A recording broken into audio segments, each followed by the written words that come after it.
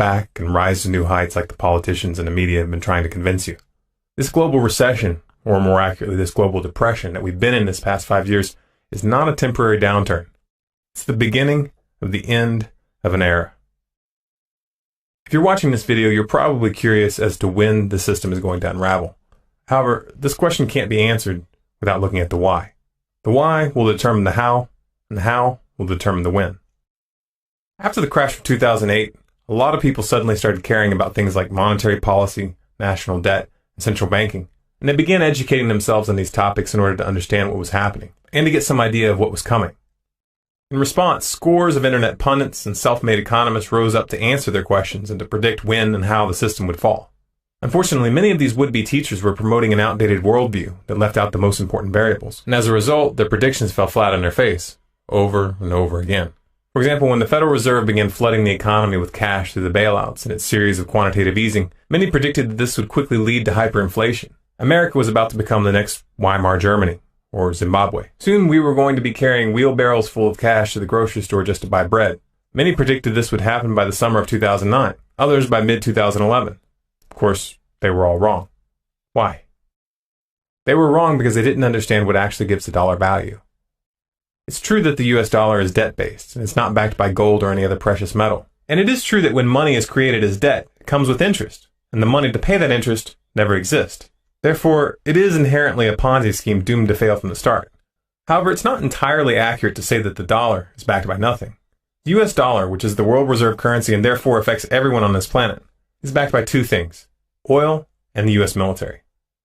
After Nixon ended the gold standard in 1971, he immediately began brokering deals with every member of OPEC, offering military protection in return for them only selling their oil in US dollars. By 1975, every OPEC nation had been brought into this agreement. From that point on, if you wanted to buy oil in the international markets, you needed Federal Reserve notes. And that meant that America could now print out as much funny money as they wanted, and the rest of the world would still have to use it, just as long as no one in OPEC backed out.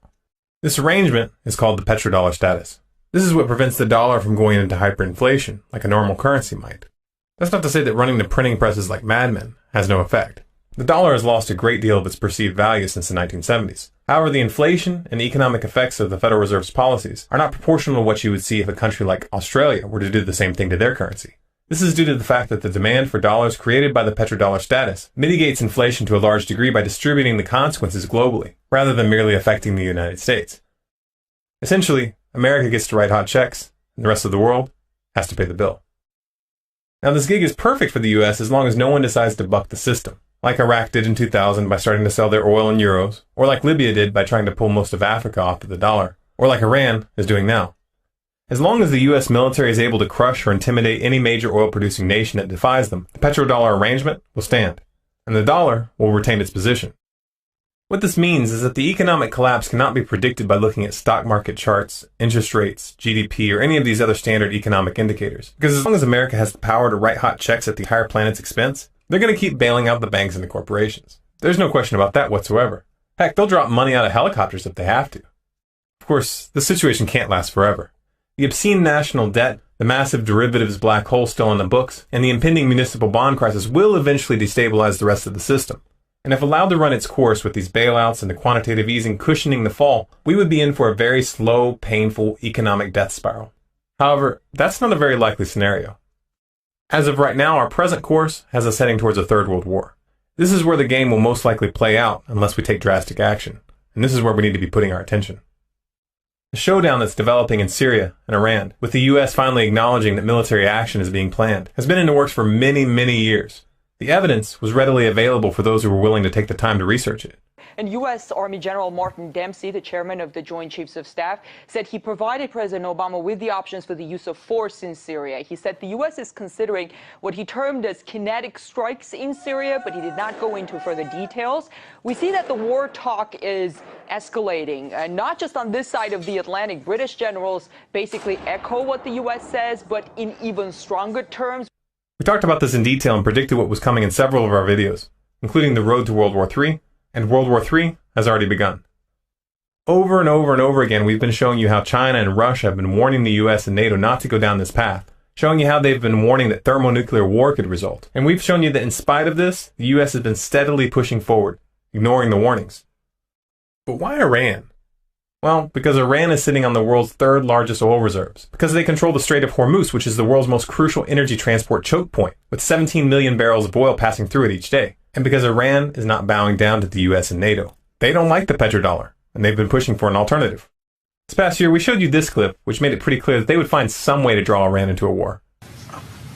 I frankly think that crisis initiation is really tough.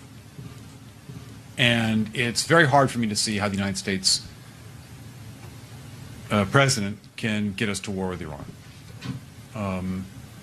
Which leads me to conclude that if, in fact, compromise is not coming, that the traditional way of America gets to war is what would be best for U.S. interests. Some people might think that Mr. Roosevelt wanted to get us into World War II, as David mentioned. You may recall we had to wait for Pearl Harbor. Some people might think Mr. Wilson wanted to get us into World War I. You may recall he had to wait for the Lusitania episode. Some people might think that Mr. Johnson wanted to send troops to Vietnam. You may recall he had to wait for the Gulf of Tonkin episode. We didn't go to war with Spain until the until the Maine exploded. And may I point out that Mr. Lincoln did not feel he could call out the Federal Army until Fort Sumter was attacked, which is why he ordered the commander at Fort Sumter to do exactly that thing which the South Carolinians had said would cause an attack. So if, in fact, the Iranians aren't going to compromise, it would be best if somebody else started the war.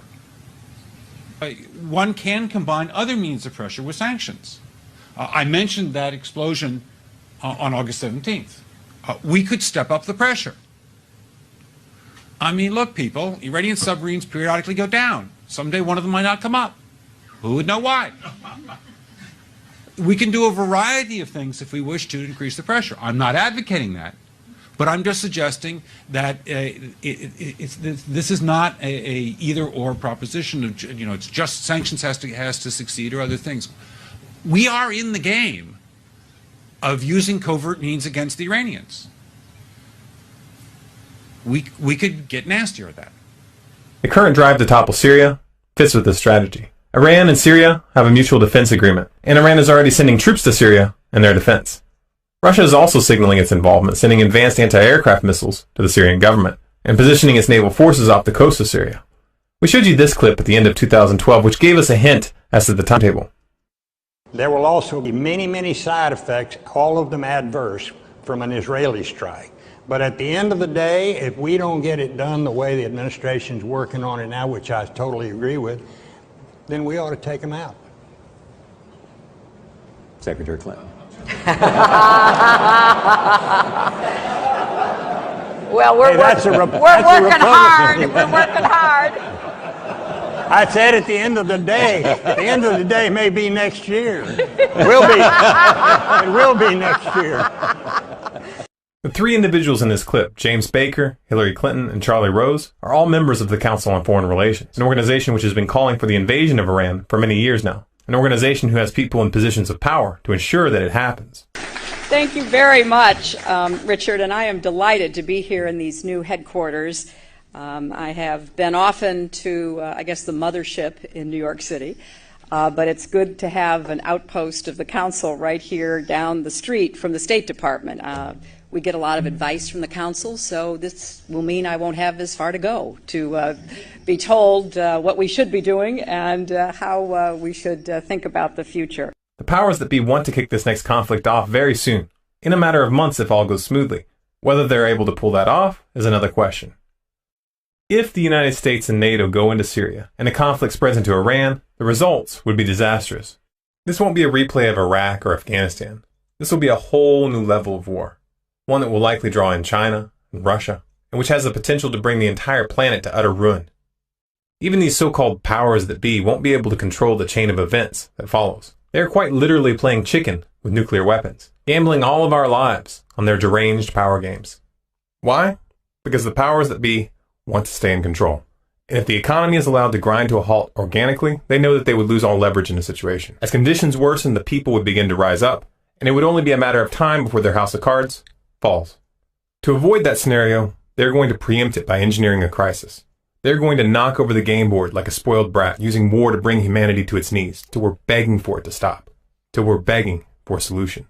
And then, of course, they'll offer that solution, a solution which hands them even more power.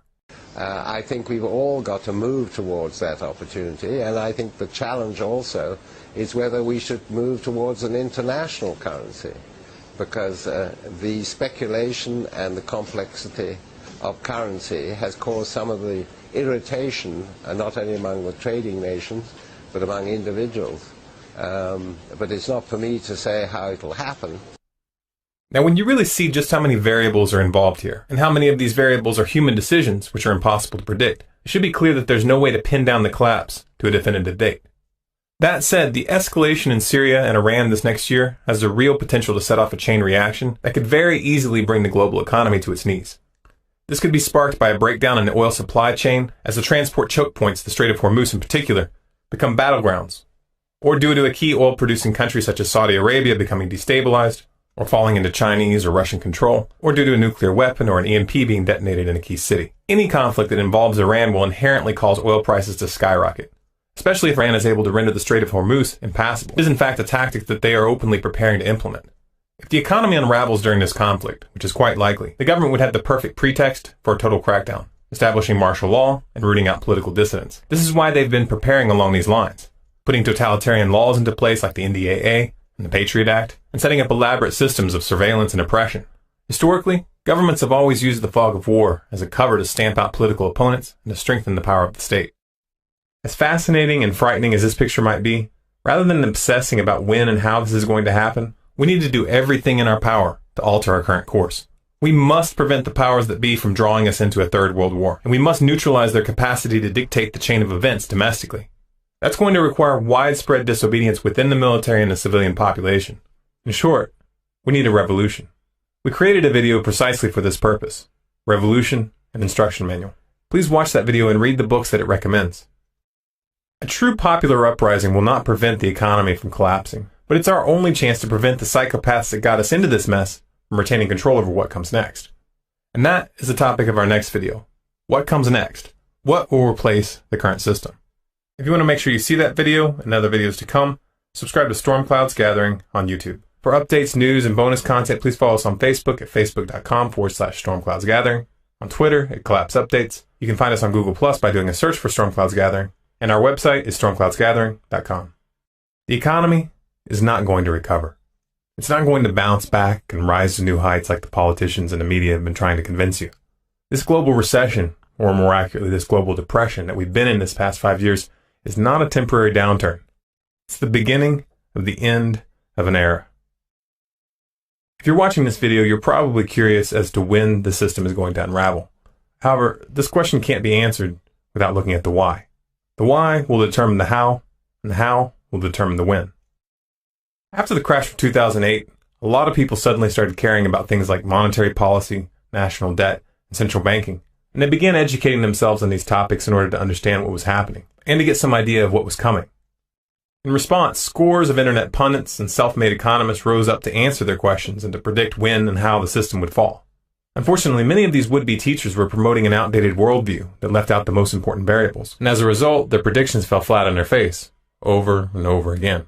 For example, when the Federal Reserve began flooding the economy with cash through the bailouts and its series of quantitative easing, many predicted that this would quickly lead to hyperinflation